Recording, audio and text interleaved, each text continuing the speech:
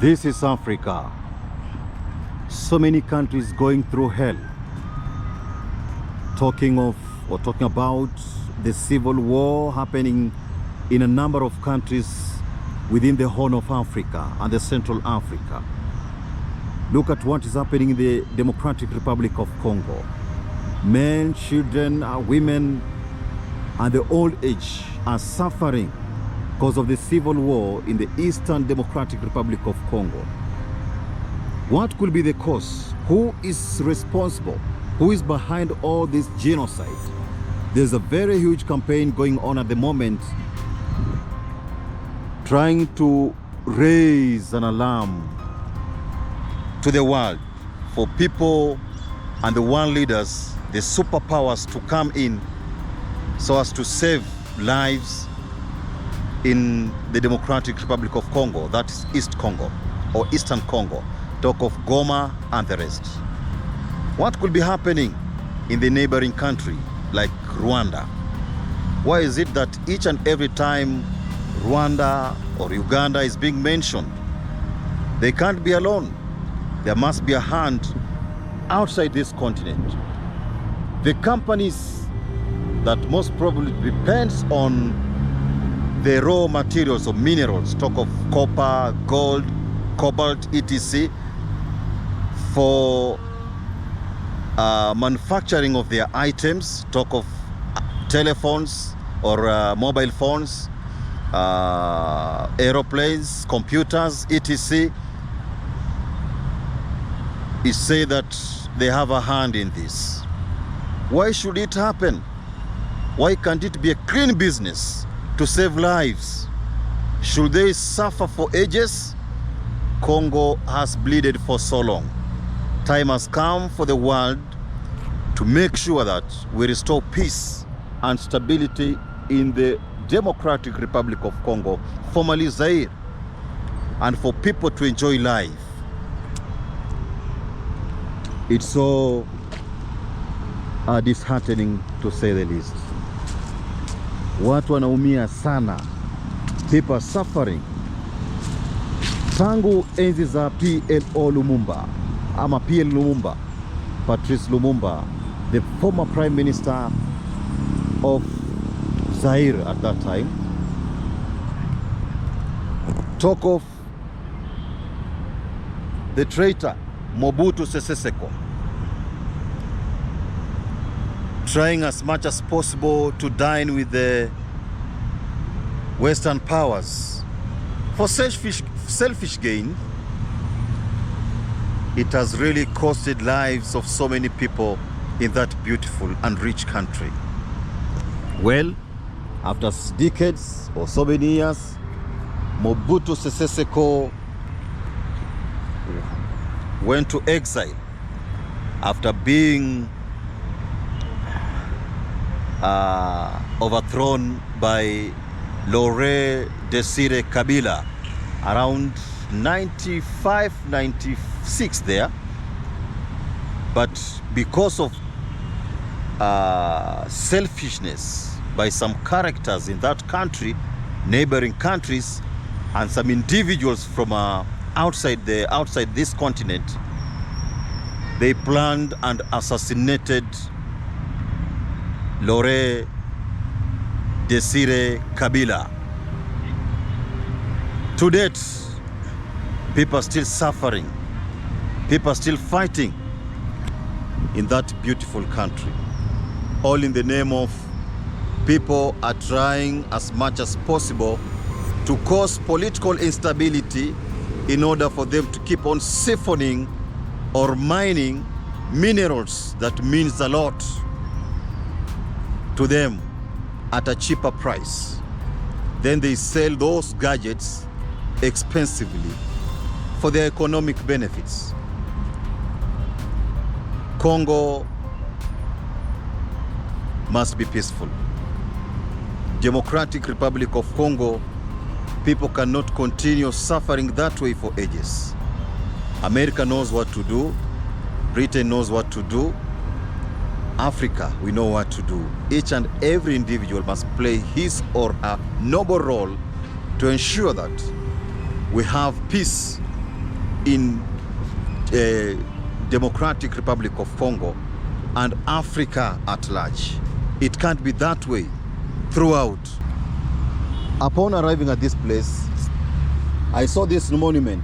It's when I decided now to talk about the Democratic Republic of Congo. What is it that is written here? Commemoration tree, Mau Mau War Veterans Association and His Excellency Dr. Evans Odhiambo Kidero, Governor of Nairobi City County, planted this tree to commemorate the inauguration of the memorial, Mti wa Ukumbusho, the commemoration tree. In Swahili, it says, Muungano wa Mashujaa wa Mau Mau, ya Mau Mau people believed to have fought for the freedom of their lands and Kenya at large.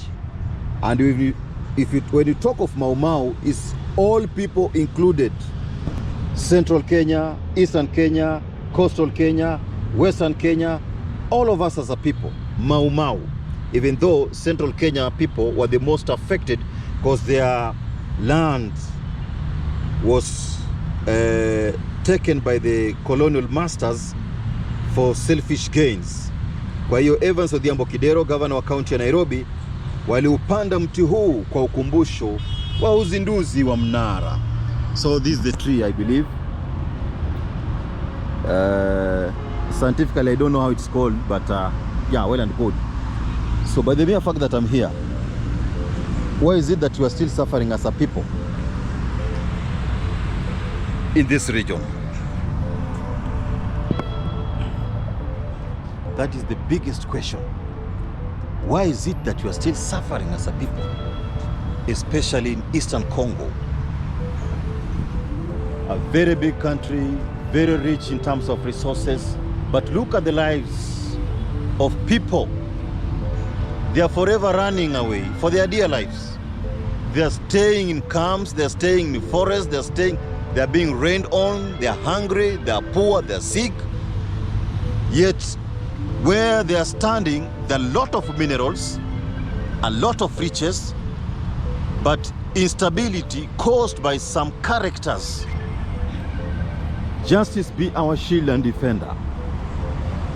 That's what is written in our constitution. But does it apply? Is there justice? That's what we refer to as naitaje sasa hiyo nadharia. Yeah, nadharia. So you can come and relax here. You can see it has been nicely done. It's a very, very nice place.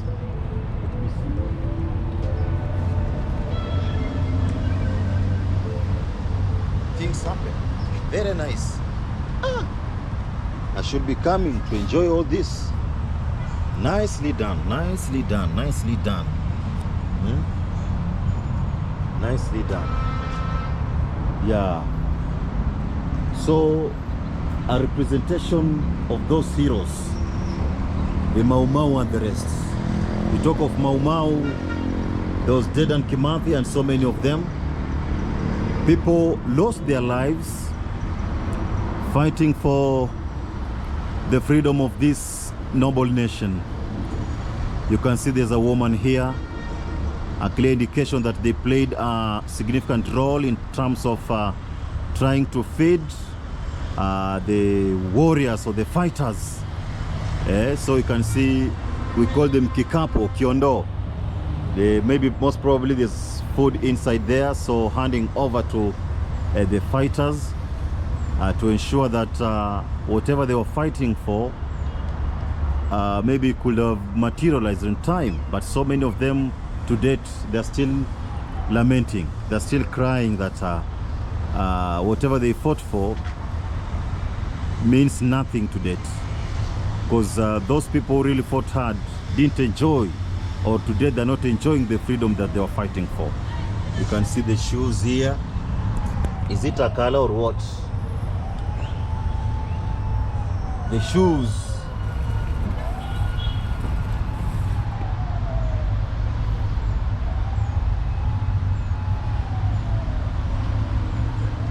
And that's why I'm still talking about Africa in general.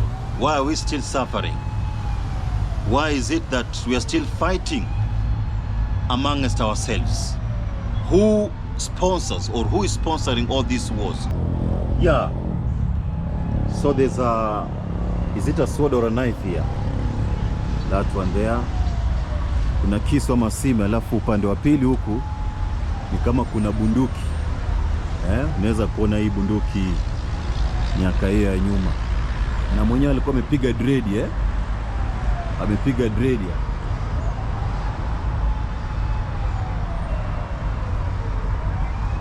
I'm being signaled that I should move. Sawa, asante. So this one here, these are the dreadlocks.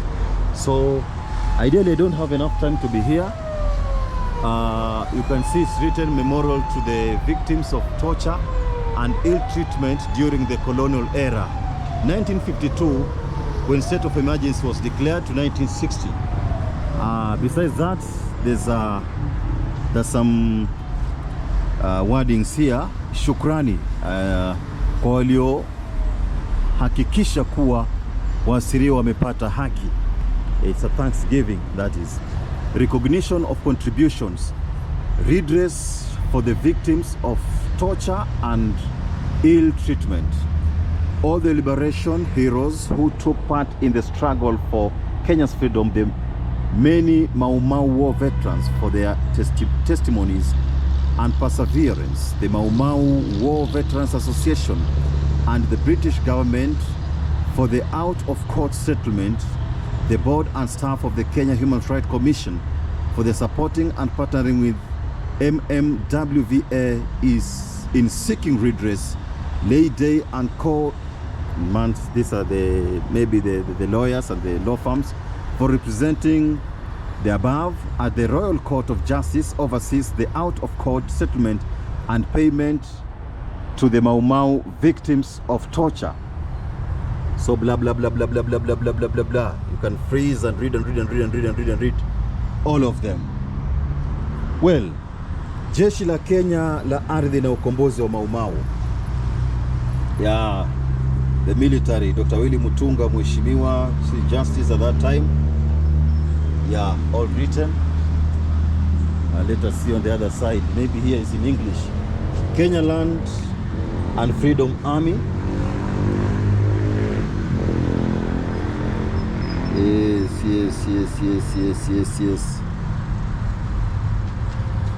Men and women fighting in the armed struggle operated mainly from the Mount Kenya and Aberdares. Yes, vipi? Yeah.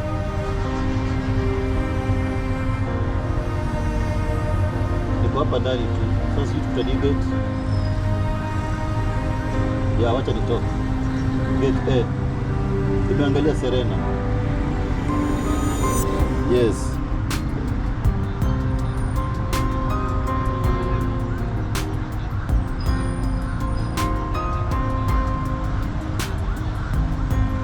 Serena kwani kwa wapi?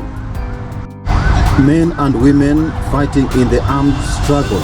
The Kenya Land and Freedom Army operated mainly from the Mount Kenya and Aberdares forest. Other women who also formed part of the struggle brought them food.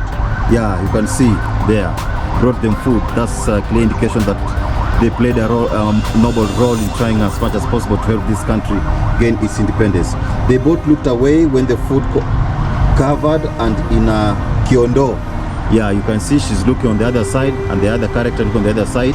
And whatever is carrying food is what we refer to it as kiondo, so that they could not identify each other later or even in fear of torture and other forms of ill treatment. You can see sabotage. At the inaugural of the memorial, this sculpture was unveiled by Honorable Dr. Willy Mutunga, Chief Justice, blah blah blah blah, that time. Yeah. Kipindi cha hatari. Next time, God willing, I'll come and try as much as possible to do a number of stuff here. Yeah, you can see the reconciliation, blah blah blah blah blah blah.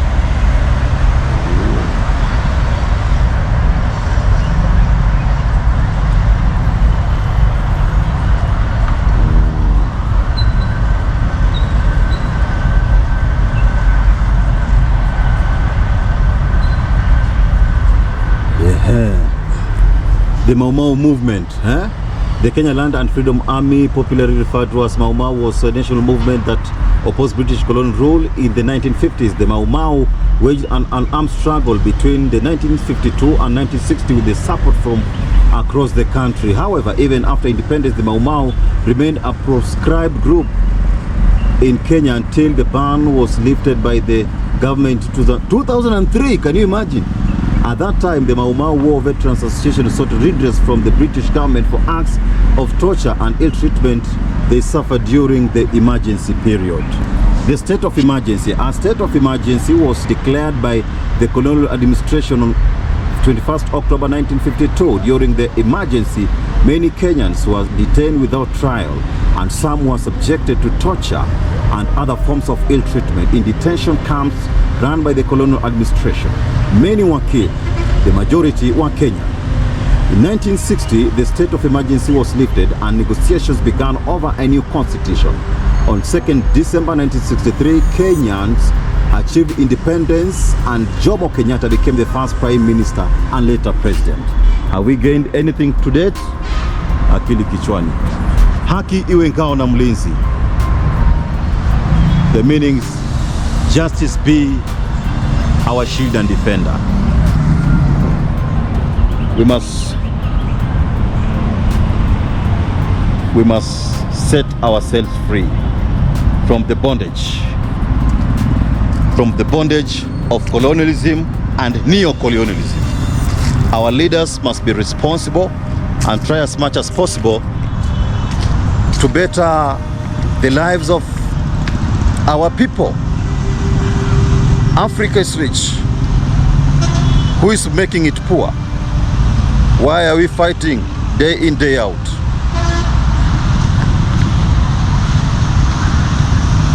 We have each and every reason to try as much as possible to free ourselves from the bondage of poverty, bondage of civil war, bondage of sickness, and many other things that adds no value to the lives of our people, and make a world a better place for each and every individual to live, not forgetting the creation. Until next time, this is Bonga Boli via YouTube. This is Bonga Boli via BongaTube. Remember to subscribe and comments. I'm gonna go through them later on. Adios.